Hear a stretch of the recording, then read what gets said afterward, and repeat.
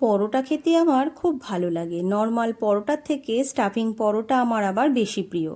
তাই ইচ্ছে মতো যখন যেমন খুশি স্টাফিং দিয়ে বানিয়ে নিই, আর খেতেও হয় কিন্তু দুর্দান্ত। পরোটা মানেই কিন্তু আনহেলদি ফুড একদমই নয়। যেটা হেলদিও হবে আবার খেতেও ভালো লাগবে, এমনভাবে পরোটা খুব সহজেই আমি বাড়িতে বানিয়ে নিই। পরোটা হবে এমন রুমালের মতো পাতলা আর তেল ছাড়া, আর হবে ভীষণই সফট। একটু ঝাল খেতে পছন্দ করলে সেজওয়ান সস দিয়ে ডিপ করে খেতে হবে। তো আজ পরোটা স্টাফিং বানানোর জন্য প্রথমেই নেব বাড়িতে বানানো ছানা অথবা পনির। ছানা হলে প্রথমেই মেখে এক্সেস জলটা বের করে তাতে গ্রেটেড গাজর, কুচনো ধনেপাতা আর একটুখানি কুচনো পেঁয়াজ দিয়ে খুব টাইট করে মেখে নেব। যতক্ষণ ছানার জল ড্রাই না হচ্ছে ততক্ষণ কিন্তু মাখতে হবে।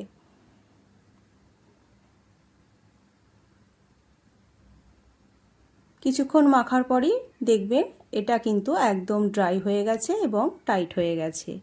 হয়ে গেলে এতে অ্যাড করতে হবে কিছু মশলা, যেমন ধনে গুঁড়ো, স্বাদ মতো নুন, হলুদ, গরম মশলা গুঁড়ো, আর বাইন্ডিংয়ের জন্য দেব 1 থেকে 1.5 চামচ মতো বেসন। পরে যদি বেসন আর একটু প্রয়োজন হয়, মাখতে গেলে যদি মনে হয় আর একটু বেসন লাগবে, তাহলে কিন্তু আর একটু বেসন অ্যাড করা যেতে পারে।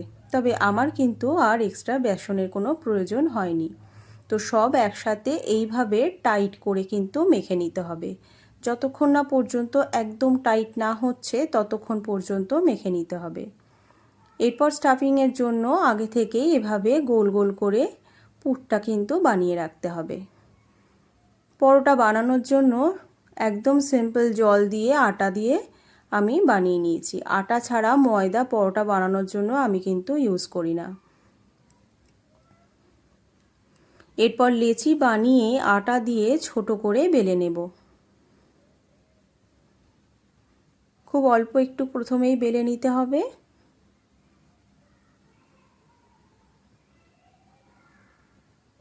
এরপর যেভাবে আমি পুরটা অ্যাড করলাম সেভাবে পুরটা ভরে লেচির মুখটা বন্ধ করে দিতে হবে। খুব সাবধানে কাজটা করতে হবে যাতে পুরটা যেন বাইরে বেরিয়ে না আসে। এভাবে হাতের সাহায্যে একটুখানি চেপে চেপে দিলে কিন্তু পুরটা চারিদিকে খুব ভেতরে স্প্রেড হয়ে যাবে। এরপর এতে অ্যাড করব একটুখানি কালো জিরে আর কুচনো ধনেপাতা। এরপর ধীরে ধীরে খুব সাবধানে কিন্তু বেলে নিতে হবে, কোনোভাবেই যেন ভেতরে স্টাফিংটা বাইরে না বেরিয়ে আসে। এভাবে খুব সাবধানে ধীরে ধীরে আস্তে আস্তে করে বেলে নিতে হবে। পরোটাগুলো হবে একদম কিন্তু রুমালের মতো পাতলা।